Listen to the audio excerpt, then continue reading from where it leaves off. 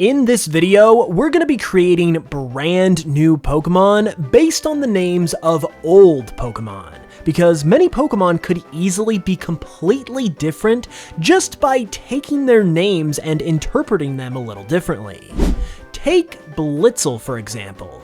Its name comes from Blitz, which is German for lightning.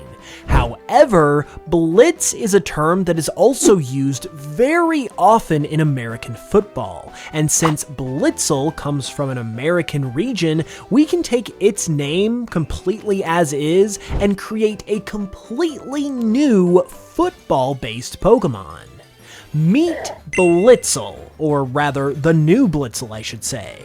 With the new football inspiration, this Pokemon is a fighting type, but since the lightning part of the name is still intact even with this new approach, I decided to keep it as an added layer for the Pokemon, which means that this Blitzle also retains the electric type and is actually an electric and fighting type Pokemon. I also love how perfect this fits with Blitzle being a Unova Pokemon as well, because this is definitely something that very easily could have come out of the Unova region.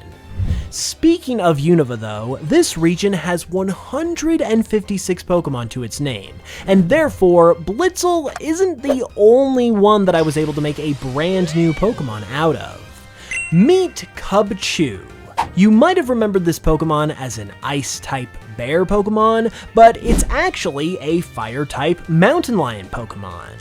This one is definitely more of a deep cut with the wordplay, but it takes the chew from the original Cubchoo that described the sneezing nature of the Pokemon and converts it into chew as in a choo-choo train.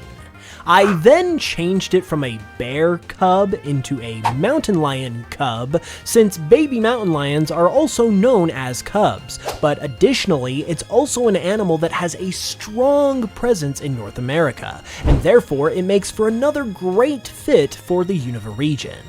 On paper, combining a mountain lion with a train concept is the kind of ridiculous combo that could only come about thanks to a crazy experiment like this one, but in the end, I actually think it came together quite well.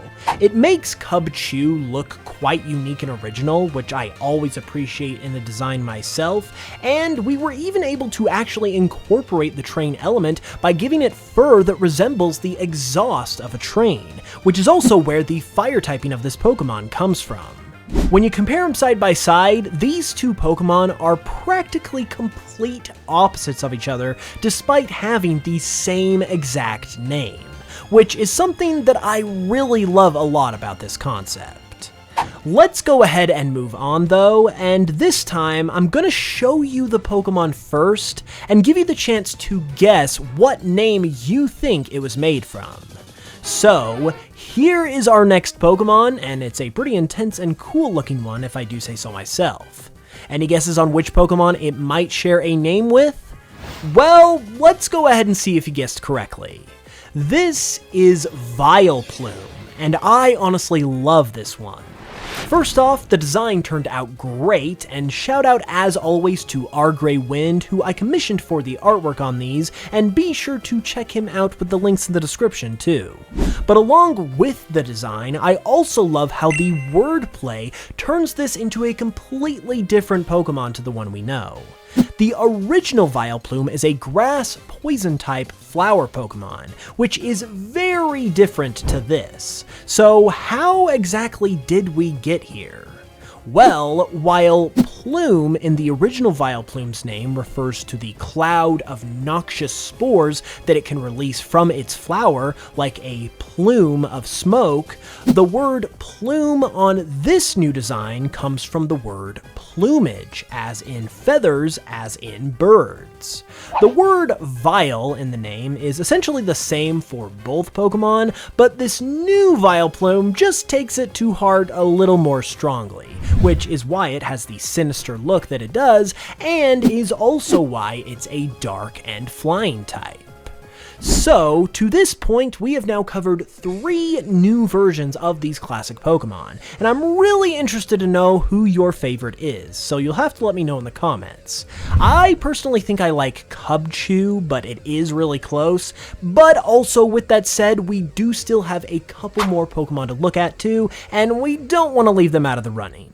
The next Pokemon we are now going to transform into something completely different is Klefki. And what do you think we could turn Klefki into while still keeping the same exact name? Well, this is what I turned it into, which is quite different to the original, other than the fact that they both float. There is also one more similarity between the two, however, and that is that this new Klefki is a fairy type, just like the original, but it is a pure fairy type this time around. The reason for this typing is because, unlike the original Klefki, who is aptly named for its key inspiration, this Klefki is named for its musical inspiration, as it is derived from clef, as in a musical clef, and key, as in a musical key.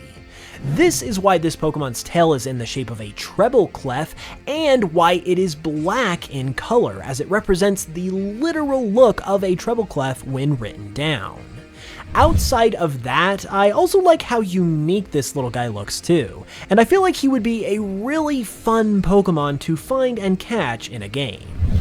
One Pokemon that you don't usually catch in the games, though, are the starter Pokemon, since they are typically given to you and cannot normally be found in the wild. For instance, Bulbasaur is a pretty iconic starter, but I don't exactly remember it looking like this. That's right, with a little tweak of interpretation, we can make a Bulbasaur that looks completely different to the one we have. Bulb now refers to light bulb, whereas before it referred to the plant bulb on the original Bulbasaur's back. This makes this new Bulbasaur an electric type Pokemon. And then the soar part of the name is the other major factor here, because this Bulbasaur is in fact a literal actual dinosaur. This has always been a somewhat misleading part of the original Bulbasaur, since it's actually a frog and not a dinosaur. So in this case, it allows us to more properly interpret the name and come up with a really cool original design all at the same time. Like I said, I am really interested to know who your guys' favorite is amongst this batch of designs. And now that you have the full bunch in front of you, be sure to let me know your pick in the comments below. Be sure to leave a like if you enjoyed the video as well, and subscribe for more, and with that said, I'll see you soon with another new video. Thanks so much for watching this one, I appreciate it a ton, and until the next one, as always, I will smell you guys later.